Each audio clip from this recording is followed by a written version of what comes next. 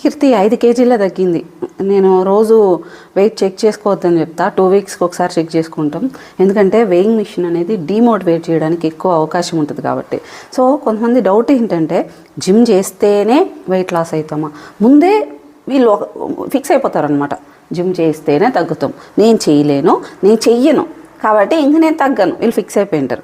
70% food, 20% work out, ఆ తర్వాత recovery, jeans ఇట్లా 10% ఇవన్నీ ఉంటాయి. ఈవెన్ కొంతమంది ఆ జీన్స్ వల్ల తగ్గట్లేదండి, జీన్స్ అనేది 10%, మరి మిగిలింది ఏమైంది? ఇక్కడ వర్కౌట్ అనేది కూడా ఒక్కొక్కరి గోల్ ఒకటి, నా గోల్ ఒకటి, దీని గోల్ ఒకటి, ఇంకోరి గోల్ ఇంకోటి. కొంతమంది మోటివేషన్ ఉండదు, మజిల్ గెయిన్ చేయాలనుకుంటారు, లేదు బాడీని ఇంకొంచెం నెక్స్ట్ లెవెల్కి తీసుకెళ్ళాలనుకుంటారు, వాళ్ళకి వెయిట్స్ ఇంపార్టెంట్, జిమ్ ఇంపార్టెంట్.